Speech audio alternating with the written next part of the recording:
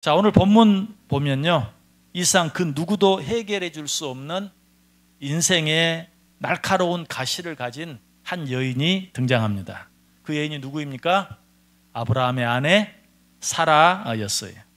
사라에게는 어떤 가시가 있었죠? 하갈이라는 인생의 가시가 있었어요. 하갈은 누구죠? 본래 사라의 몸종이었죠. 그런데 그 하갈이 자기 남편 아브라함으로부터 아들을 얻었어요. 그 아들의 이름이 무엇이죠? 이스마엘이에요. 하갈이 자기의 여주인 사라가 얻지 못한 아들을 얻게 되자 그것으로 인해 어때요? 자기 여주인이었던 사라를 구박하죠. 무시하죠. 그리고 자기가 낳은 아들 이스마엘도 후에 이삭이 태어났을 때 그 이삭을 괴롭히는 그런 모습을 보게 돼요. 사실 자기를 찌르는 가시는 참을 수 있는데 내 자식을 찌르는 가시는 더 참기가 어렵죠. 사라에게는 바로 이런 인생을 살아가면서 견디기 힘든 이런 육체의 가시가 있었다라는 것이. 그런데 이런 가시에 찔리면서도 사라는 불평 한마디 제대로 할 수가 없었어요. 왜? 이 모든 일이 누구로부터 말미암아 비롯되었는가? 자기로 말미암아 비롯되었어요. 자기가 자식을 갖지 못한 것도 그렇고 그것으로 인해서 자기가 자기 여종을 남편에게 밀어 넣어 주었어요. 나는 자식을 갖지 못하니 하갈로 말미암아서라도 하갈을 취하해서라도 자식을 얻으라 하고 자기 여종 하갈을 자기가 자기 남편에게 주었어요. 그러니 이 일로 인하여 자기가 괴로움을 당하는 것에 대해서 그야말로 불평 한마디 할 수 없었던 것이. 사라는 이 가시를 그냥 가슴에 안고 가슴에 품고 살아갈 수밖에 없었어요. 자, 그런데 사라에게만 이런 가시가 있습니까? 아니죠. 이 세상에 사는 사람이라면 누구나 이런 가시 한두 가지는 가슴속에 품고 살아요. 그런데 여러분 기억하실 것은 그 가시는 특별히 하나님을 믿고 사는 우리들에게 그런 가시가 있다면 그 가시는 하나님께서 당신이 사랑하는 자녀들을 위해 허락하신 일종의 채찍이기도 하고 일종의 안전장치이기도 하다라는 사실을 꼭 기억할 수 있어야 돼요. 그러므로 그런 가시가 우리를 찌를 때 우리는 그 가시로 인해서 그저 하나님 원망하고 불평만 할 것이 아니라 정말 할 수 있다면 그 가시로 인해서 먼저 감사할 수 있어야 돼요. 왜? 하나님이 허락하시는 가시는 우리를 위해 주신 일종의 안전장치이기 때문에. 여러분 몸속에 어때요? 조그만 찌르는 하나만 있어도 어때요? 내 몸 하나 움직이는 거를 조심할 수밖에 없어요. 그런 것처럼 우리에게도 어떤 육신의 어떤 가시가 있을 때 우리는 조금 더 조심할 수 있게 되고 한 번 더 생각할 수 있게 되고, 그래서 하나님께서는 우리에게 일종의 안전장치로 이런 가시들을 허락하신다라는 것이. 자, 이런 말씀을 들으면서 여러분 또 이렇게 한번 하나님께 따져보고 싶은 분도 있을 거예요. 아, 가시가 우리를 위한 일종의 안전장치라면 나를 괴롭히는 그 가시들은 결국 하나님의 충성된 종들이네요. 여러분 어때요? 그렇게 할 수 있겠죠. 가시가 누군가를 괴롭게 하는 그 가시가 하나님이 허락하신 안전장치라면 나를 그냥 날마다 괴롭게 아프게 찌르는 그 가시, 하나님의 종이고 하나님의 종 가운데서도 하나님의 충실한 종이네요. 또 바꿔서 이렇게 말할 수도 있죠. 나도 이제는 누군가를 찌르는 가시가 되어서 하나님께서 하시는 일을 열심히 도와야 되겠네요. 이렇게 아마 따지고 싶은, 그렇게 질문해보고 싶은 분도 있을 거예요. 그 대답은 여러분들이 잘 아시죠? 정말 그렇습니까? 그렇지 않죠. 그건 잘못된 것이고 그야말로 억지죠. 하나님께서 어떤 사람을 가시로 사용해서 나를 아프게 하고 찌르기도 하고 괴롭게 하는 것 사실이에요. 하나님께서 나를 통해서 어떤 사람을 찌르고 아프게 하는 가시의 역할을 하게 할 수도 있어요. 그런데 하나님이 그렇게 하실 때는 그냥 아무런 무고한 생각이나 누군가를 미워하는 생각이 전혀 없는 사람을 들어서 누구를 찌르는 가시 역할을 하게 만드는가? 그렇지 않아요. 하나님이 누구를 찌르는 가시로 사용할 때는 그 사람 속에 이미 하나님이 이 사람을 가시로 쓰기로 작정하는 것과는 상관없이 누군가를 미워하는 마음, 누군가를 적대하는 마음, 누군가를 시기하는 마음, 이런 마음이 있는 것을 보시고 그 마음대로 행동하도록 내버려 두시는 것뿐이, 하나님이 미워하는 마음이 없는데 미워하는 마음을 넣어서 누구를 찌르는 가시 역할을 하게 만들지는 절대로 않으신다. 근데 하나님이 누군가를 가시로 쓸 때는 이미 그 사람 속에 누군가를 싫어하는 마음, 미워하는 마음, 시기하는 마음, 적대하는 마음, 이런 마음이 있는 것을 보시고 그냥 그대로 내버려 두시는 것이, 그로 말미암아 그 사람은 그 사람 생각대로 움직이고 행동하는 것을 통해서 그 사람이 찌르는 가시로 말미암아 어떤 사람을 훈련하고 어떤 사람을 연단하기도 하신다. 대표적인 예를 들어보면 가룟 유다가 그런 존재였어요. 자, 가룟 유다는 예수 그리스도를 팔므로 말미암아 예수 그리스도라는 십자가에 달려 죽게 만드셨고 결국 예수 그리스도의 구속 사역을 이루는 중요한 도구 역할을 했어요. 그러면 우리는 항상 이런 질문이 떠오르잖아요. 가룟 유다가 큰일 했네. 가룟 유다가 없었다면 어떻게 예수님이 우리를 위해 십자가에 달려 죽으실 수 있었는가? 가룟 유다가 큰일 했네. 그러면 가룟 유다가 상을 받아야 되겠네. 이런 생각을 한번 해볼 수도 있죠. 그러나 절대로 가룟 유다는 그 일로 인해 상을 받을 수가 없어요. 하나님의 멀쩡한 가룟 유다의 마음속에 예수를 미워하는 마음, 예수를 죽이고 싶어하는 마음을 집어넣어서 예수 그리스도를 팔게 하고 예수 그리스도로 하여금 십자가에 달려 죽게 만드셨는가? 아니. 성경에 보면 같이 읽어볼까요? 요한복음 13장 2절 말씀 같이 읽겠습니다. 마귀가 벌써 시몬의 아들 가룟 유다의 마음에 예수를 팔려는 생각을 넣었더라. 악한 사단 마귀가 가룟 유다의 마음속에 예수를 팔려는 마음을 넣었어요. 이걸 하나님이 아신 거예요. 그래서 멀쩡한 가룟 유다 마음속에 하나님께서 예수를 팔게 하는 마음을 넣으신 것이 아니라 사탄이 그 속에 그 마음을 넣은 것을 보시고 하나님께서 그걸 그냥 내버려 두신 것이, 허락하신 거예요. 그래, 그럼 네 생각대로 해봐 라고 허락하심으로 말미암아 가룟 유다는 마귀가 넣어놓은 생각대로 마귀의 종로로 탐으로 말미암아 예수 그리스도를 팔았고, 그로 말미암아 예수 그리스도 십자가에 달려 죽으셨고, 그로 말미암아 예수 그리스도의 구속 사역이 이루어진 것이. 자, 그러면 가룟 유다는 칭찬을 받아야 되는가? 벌을 받아야 되는가? 당연히 벌을 받아야 돼. 왜? 가룟 유다는 자기 속에 자기가 마귀의 종로로 탄 거예요. 마귀가 집어넣은 생각의 종로로 탐으로 말미암아 예수를 팔았어요.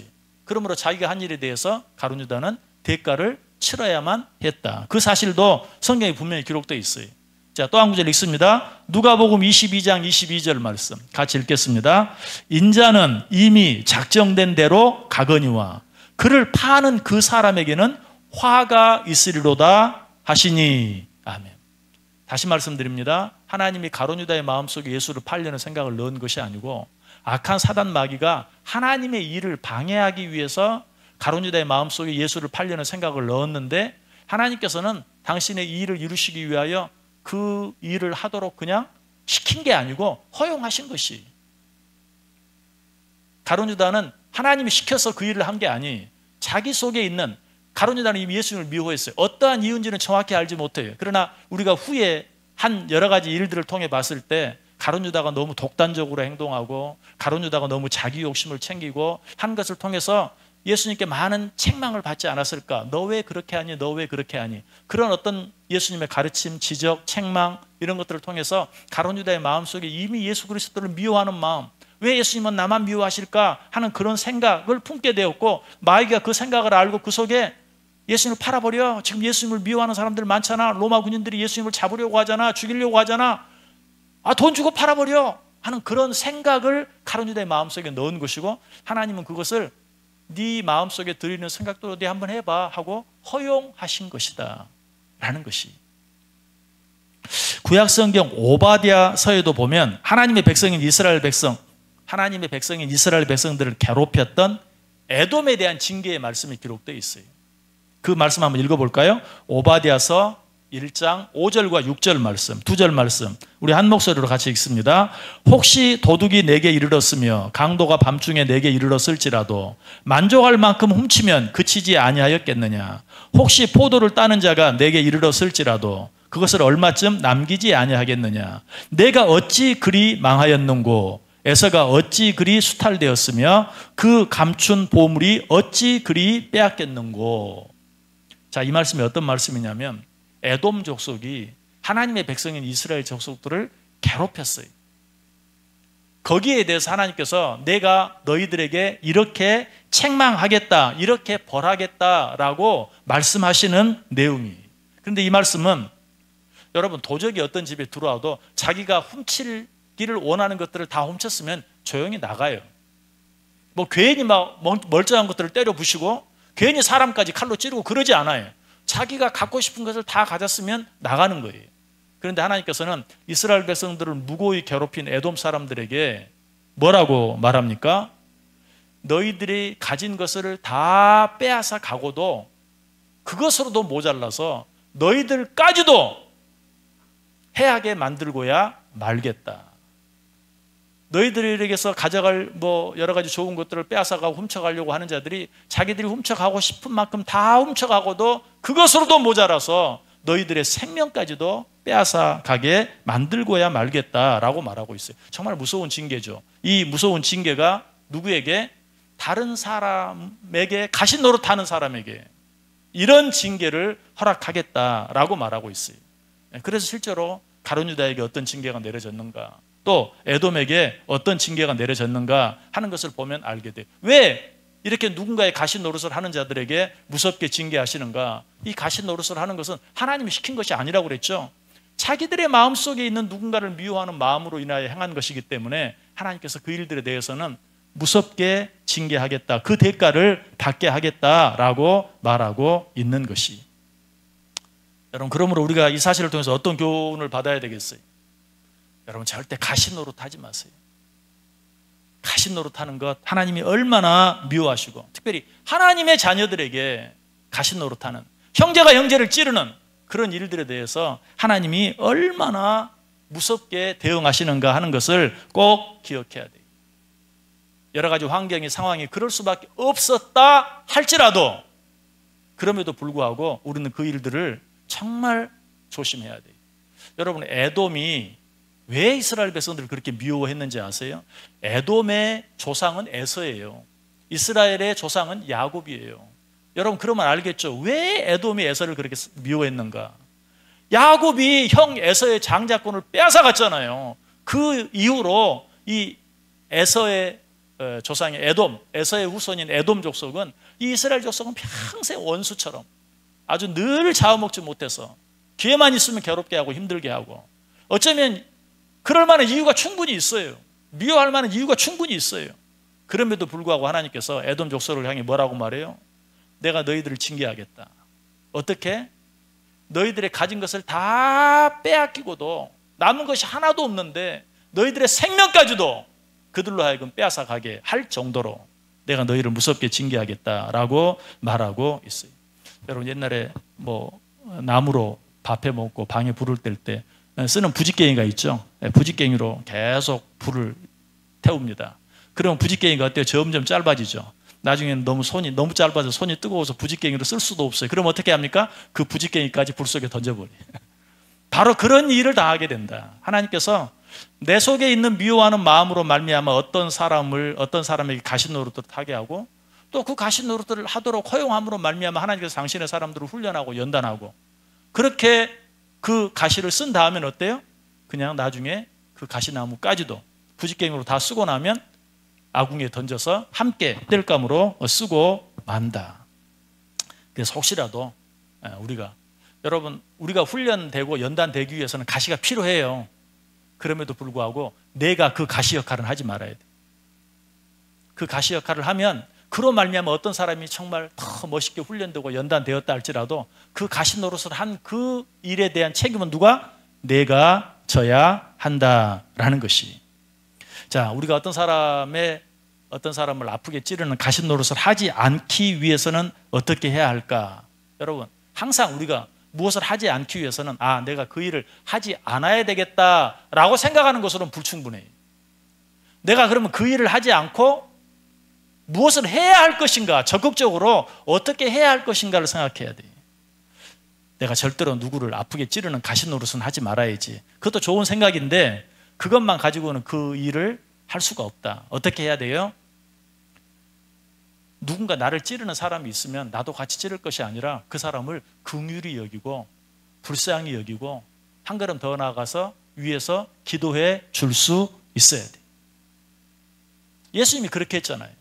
예수님께서도 자기를 십자가에 매달아 못 박아 죽이는 자들을 위해서 어떻게 했습니까? 기도했어요. 뭐라고? 아버지, 저들을 사하여 주옵소서. 저들이 하는 것을 알지 못하나이다. 누군가 나를 아프게 찌를 때 그 사람을 미워하지 않는 것으로 만족할 것이 아니라, 나도 같이 그 사람을 찌르지 않는 것으로 만족할 것이 아니라, 그렇게 하는 그들을 긍휼히 여기고 불쌍히 여기고 한 걸음 더 나아가 사랑함으로 말미암아 그들을 위해 기도해 줌으로 누군가를 찌르는 가시 역할을 비로소 하지 않을 수 있다는 것이, 나를 가시로 찌르는 어떤 사람을 위해서 하는 기도, 가장 아름다운 중보 기도 가운데 하나예요. 원수를 사랑하라 라고 말했는데 원수를 사랑할 수 있는 가장 확실한 방법이기도 해요.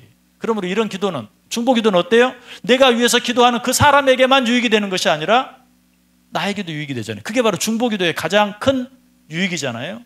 내가 위해서 기도하는 그 사람에게도 유익이 되지만 기도하는 나에게도 유익이 되는, 내가 저 사람을 위해서 축복할 때 그 축복이 저 사람에게만 임하는 것이 아니라 나에게도 그 축복이 임하는, 그것이 바로 중보 기도의 위력이에요.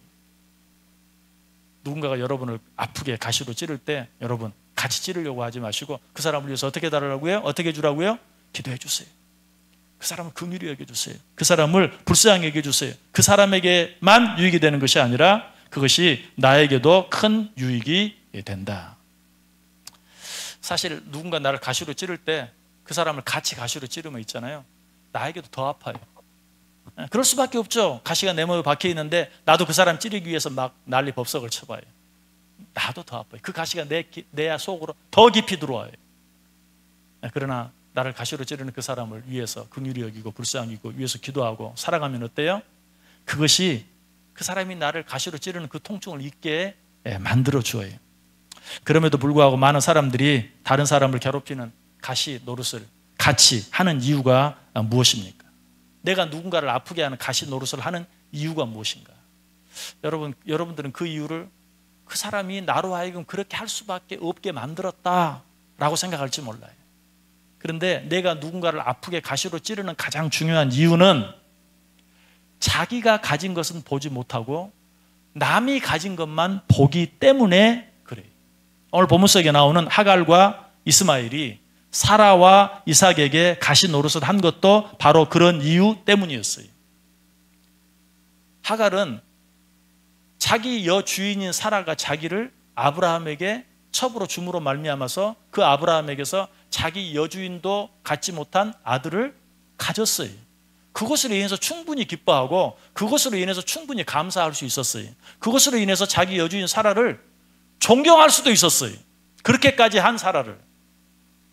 그러나 이 하갈은 자기가 가진 것, 자기가 자기 주인이죠. 아브라함도 자기 주인의 첩이 되었다는 것과 그로 인하여 자기 주인의 상속자를 낳았다는 것만으로도 충분히 기뻐할 수 있고 감사할 수 있는데, 그럼에도 불구하고 하갈은 여전히 사라가 본부인이고 자기는 첩이다는, 자기가 가진 것을 생각하지 않고 자기가 갖지 못한 것만 생각하고 사라를 무시하고 사라를 괴롭게 하고 사라를 힘들게 하고, 후에 이삭이 나왔을 때는 어때요? 자기 아들 이스마엘로 말미암아 이삭을 괴롭게 하고 힘들게 하는, 그 일을 뒤에서 보기만 하는 그런 자리에 서게 되었다는 것이. 그러나 성경은 분명히 우리에게 가르쳐줘요.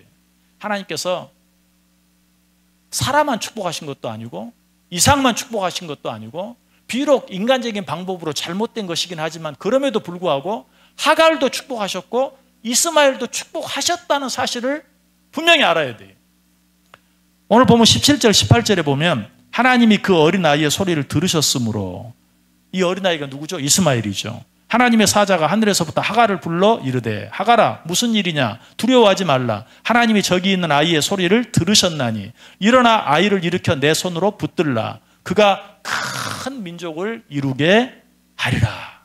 이건 누구에게 주어진 축복입니까? 이스마엘에게 주어진 축복이. 이스마엘에게 주어진 축복은 그건 누구에게 주어진 축복입니까? 그 엄마 하갈에게 주어진 축복이. 하나님이 자기에게 준, 자기 아들에게 준 축복을 보았다면 여기서라도 그는 더 이상 가시 노릇을 하는 것을 멈추고 내가 잘못했습니다 라고 회개하고 그때부터라도 사라를 사랑하고 존경하고 자기 주인의 진정한 상속자, 진정한 아들이 된 이삭을 사랑하고 엄마와 같은 마음으로 돌아보아주고 이스마엘도 형으로서 그 동생 이삭을 더 잘 챙겨주는 그 역할을 감당하고 그런 말미암아 더 큰 축복도 받을 수 있었을 거예요. 그러나 하갈과 이스마엘은 끝까지 하나님이 자기에게 준 것을 생각하지 아니하고 자기에게 주지 않은 것, 사라에게만 주고 이삭에게만 준, 이삭만이 진정한 상속자라는 그것만 생각하고 끝까지 사라를 미워하고 이삭을 괴롭히고 하는 것을 보게 돼요. 여러분, 자기가 가진 것은 봐주지 못하고 남이 가진 것만 보고 시기하고 미워하는 것, 이걸 뭐라고 말하죠? 열등감이라고 말해요. 피해의식이라고 말해요. 우리가 누군가의 가시 노릇을 하는 것은 사실 따지고 보면 그럴 만한 상황, 저 사람이 나에게 먼저 그렇게 했어, 저 사람이 잘못했어, 그럴 수밖에 없어, 그게 문제가 아니. 무엇 때문이라고요? 내가 가진 것은 보지 못하고 남이 가진 것만 보는 열등의식이나 피해의식 때문에 그렇다. 하갈도 그러했고 이스마엘도 그러했다. 오늘 우리들도 마찬가지다. 왜 우리가 주위에 있는 사람들을 사랑하지 못하고 미워합니까? 아니, 사랑받을 짓을 해야지. 표면적인 이유는 그럴 수 있어요. 아유, 저런 사람을 어떻게 사랑해? 그럴 수 있어요. 그러나 엄밀하게 따지고 들어가면 어떤 사람을 사랑하지 못하는 것은 결국 그 사람에 대한 나의 열등감 때문이에요. 때로는 그 사람에 대한 어떤 나의 피해의식 때문이에요. 내가 하나님께 충분히 사랑받고 있다는 사실, 하나님이 나에게 필요한 모든 것들을 허락하셨고 앞으로도 허락해 주실 것을 믿는다면 도무지 사랑할 수 없는 사람까지도 사랑할 수 있어요. 껴안아 줄 수 없는 사람까지도 껴안아 줄 수 있는 것이.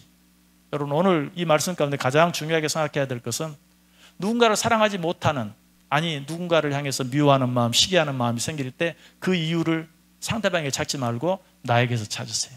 아직도 나는 하나님이 나를 얼마나 사랑하시는 줄을 모르고 있구나. 하나님이 얼마나 나에게 풍성한 것들을 주셨는지 나는 아직도 모르고 있구나. 나는 그저 남이 받는 사람만 생각하고 남이 가진 것만 생각하고 있구나 라고 생각하면 틀림없이 정답이에요. 그 사실을 인정할 때만 비로소 누군가를 미워하는 마음, 누군가를 사랑하지 못하는 마음, 누군가에게 가시 노릇을 하는 그 모든 것들을 비로소 고칠 수 있게 된다라는 것이. 그럼에도 불구하고 끝까지 그 이유와 원인을 상대방에서만 찾는다면 하나님이 나에게 주신 것까지도 다 빼앗아가 버리고 말아요. 하갈과 이스마엘이 그랬잖아요. 하갈과 이스마엘이 잘한 거 하나도 없어요. 그럼에도 불구하고 하나님은 분명히 내가 너로 하여금 큰 민족을 이루게 하겠다라고 축복해 주셨어요. 그러나 그것으로 인해서 감사하지 못하고 끝까지 돌이키지 아니할 때 그들은 그 있는 자리에서 어때요? 쫓겨날 수밖에 없었어요. 그냥 뭐 겨우 물 한 가죽 부대 얻어가지고 쫓겨나서 그 물 한 가죽 부대까지 물이 다 했을 때 이제 우리는 여기서 죽는구나 라고 하염없이 슬피 울 수밖에 없었다. 여기 창세기 21장 오늘 보면 14절에 나오죠. 아브라함이 아침에 일찍 일어나 떡과 물 한 가죽 부대를 가져다가 하갈의 어깨에 메어주고 그 아이를 데리고 가게 하니 하갈이 나가서 브엘세바 광야에서 방황했다. 여러분, 이스마엘과 하갈이 하나님 그 종 아브라함에게 받았던 사랑을 생각해 보세요. 그런데 그 모든 사랑을 잊어버리고 이제 떡 한 가죽 부대 또 물 한 가죽 부대만 가지고 간신히 생명을 연명하게 되는 그런 불쌍한 처지가 되고 만 이유가 무엇인가? 자기가 가진 것들에 대해서 감사하지 못했기 때문에. 여러분, 내 형제를 미워하는 것, 그것은 어떤 사람 한 사람을 미워하는 것이 아니라 결국 누구를 미워하는 것이다? 하나님을 미워하는 것이다. 바꿔 말하면 내 형제 한 사람을 사랑하는 것이 곧 하나님을 사랑하는 것이다. 왜 그렇죠? 요한일서 4장 20절에 이렇게 말하다잖아요. 누구든지 하나님을 사랑하노라 하고 그 형제를 미워하면 이는 거짓말하는 자니 보는 바 그 형제를 사랑하지 아니하는 자는 보지 못하는 바 하나님을 사랑할 수 없느니라. 여러분, 이 말씀 한 구절만 가지고도 우리가 얼마나 가증스럽게 신앙생활 할 때가 많은가 하는 것을 분명히 알아야 돼요. 내 형제를 사랑하지 못하고 어떻게 하나님을 사랑할 수 있겠느냐. 그런데도 어쩔 때는 하나님을 사랑한다는 이유로 그 형제를 미워할 때가 너무 많아요. 정말 하나님을 사랑하기를 원한다면 하나님께서 내게 붙여주신 내 형제, 내 자매, 내 이웃, 특별히 나를 아픈 가시로 자꾸 찌르는 그 사람을 사랑할 수 있어야 돼. 그 신적으로 누구를 사랑하는 것이다? 하나님을 사랑하는 것이다. 사도행전 17장 26절에 보면 인류의 모든 족속을 한 혈통으로 만드셨다. 누가 우리의 형제입니까? 이 세상 모든 사람, 이것은 단순히 인종, 언어, 뭐를 초월해서 이 세상 모든 사람, 그런 의미뿐만이 아니, 나를 괴롭게 하는, 가시로 나를 쿡쿡 찌르는 그 사람까지도 하나님이 네 형제로 네게 주셨다. 네가 사랑해야 할 대상이다라고 우리에게 말해주고 있는 것이. 내 주위에 있는 모든 사람을 사랑하기 위해서는 어떻게 해야 된다고요? 그 사람이 가진 것을 볼 것이 아니라 내가 가진 것을 봐야 돼요. 내가 갖지 못한 것을 볼 것이 아니라 내가 이미 가진 것을 볼 수 있어야 돼. 그래야 비로소 누군가를 사랑할 수 있어요. 한 번 더 말씀드릴게요. 형제가 가진 것을 볼 것이 아니라 내가 가진 것을 보아야 누군가를 사랑할 수 있어요. 내가 갖지 못한 것을 볼 것이 아니라 내가 이미 가진 것을 보아야 돼. 그래야 비로소 누군가를 사랑할 수 있게 된다. 왜? 그렇게 할 때 비로소 나를 그렇게 힘들게 하고 괴롭게 하는 열등감으로부터, 피해의식으로부터 벗어날 수 있게 되고, 그것으로부터 벗어났을 때 비로소 누군가를 포용할 수 있다라는 것이.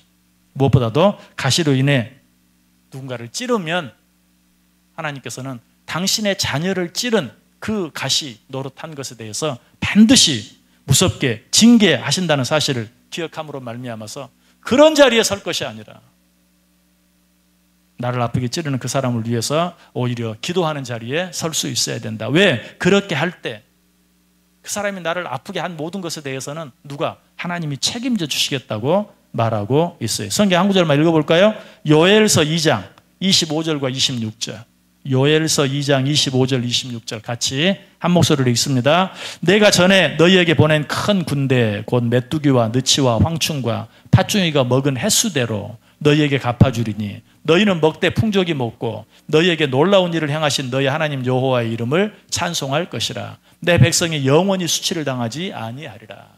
아멘. 이 말씀이 어떤 말씀인가? 너희가 받은 고난, 누군가 가시로 너희를 찌름으로 말미암아 너희가 당한 그 고난을 반드시 내가 너희들에게 갚아줄 터인데 어떻게 갚아줄 것인가? 너희가 고난을 당한 횟수대로 내가 갚아주겠다. 여러분 이 사실을 알 때 또 비로소 나를 가시로 쿡쿡 찌르는 사람을 위해서 기도할 수 있고 사랑할 수 있어요. 왜?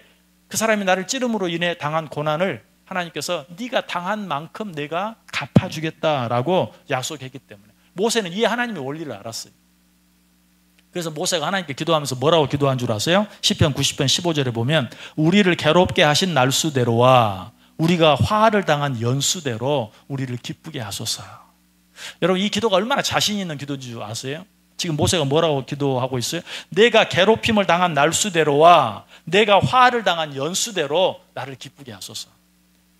누군가 나를 괴롭게 하고 누군가 나를 힘들게 하는 그 모든 것 속에 하나님의 뜻이 있고 하나님이 그 모든 것을 다 계산하고 계시고 내가 당한 대로 갚아주신다는 사실을 모세는 분명히 알았기 때문에 내가 괴롭힘을 당한 횟수대로 하나님 내게 갚아 주옵소서라고 말하고 있어요.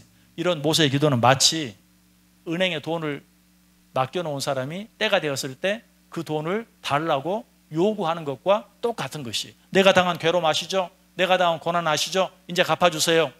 내가 당한 대로, 내가 괴롭힘을 당한 횟수대로 내게 기쁨으로 갚아주세요. 이것은 마치 하나님께 내가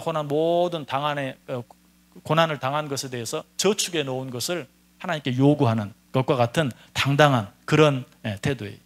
혹시 여러분 중에 여러분 곁에 어떤 가시와 같은 존재가 있어서 날마다 여러분을 괴롭게 하고 힘들게 하고 아프게 하는 그것으로 인해서 고통을 당하는 분 계십니까? 하나님께 받을 축복을 저축하고 있는 것으로 믿으세요. 하나님께서 나를 사랑해 주신 그 사랑을 생각하면서 하나님이 내게 주신 것으로 인해서 기뻐하고 감사하면서 그 모든 것을 참고 견디는 자들에게 네가 당한 대로 내가 반드시 갚아주겠다라고 말하고 있어요. 그런데 세상에서도 내가 저금한 돈을 돌려줄 때는 이자를 보태서 줘요. 우리 하나님은 더더욱 그렇게 하실 것이. 우리가 이 사실을 믿고 살아가야 돼요. 우리 성경 몇 구절 읽고 오늘 말씀 마치겠습니다. 로마서 8장 18절 말씀. 같이 읽겠습니다. 생각하건대 현재의 고난은 장차 우리에게 나타날 영광과 비교할 수 없도다. 믿으십니까? 지금 내가 당하는 고난은 하나님께서 우리에게 갚아주실 영광과 좋게 비교할 수 없도다. 믿으세요? 여러분이 어떤 힘들고 어려운 일이 있다 할지라도, 여러분 주위에 여러분을 아무리 힘들게 하는 사람이 있다 할지라도 원망할 필요 없어요. 불평할 필요 없어요. 하나님이 갚아주실 것이에요. 무엇까지 쳐서? 이자까지 쳐서 갚아주신다. 한 구절만 더 읽습니다. 시편 30편 5절 말씀 같이 읽겠습니다. 그의 노염은 잠깐이요 그의 은총은 평생이로다. 저녁에는 울음이 깃들일지라도 아침에는 기쁨이 오르로다. 아멘. 여러분들이 당하는 고난은 여러분이 어떻게 느끼시든지 잠깐이, 그것이 지나가고 나면 다 잊어버릴 수밖에 없는, 하나님께서 그것에 대해서 갚아주시는 그 은혜를 받기만 하면 순식간에 모두 사라져버릴 수밖에 없는 그런 것에 불과해. 그의 노염은 잠깐이요 그의 은총은 평생이로다. 우리가 당하는 고난은 잠깐이지만 그 고난에 대해서 하나님의 갚아주시는 은혜는 평생이다 라고 말하고 있어요. 이 사실을 믿고 사는 것이 신앙생활이, 이 사실을 믿고 사는 것이 믿음이, 이 믿음 가지고 저와 여러분이 처한 상황이 어떠하든지 원망, 불평, 함께 미워하고 함께 시기하고 하는 것 대신에 오히려 기뻐하고 감사하고 위에서 기도해주고 사랑해주고 축복해주는, 그로 말미암아 갚아주시는 하나님의 은혜를 풍성히 누리며 살아가는 우리 모두 될 수 있기를 주님의 이름으로 간절히 축원합니다.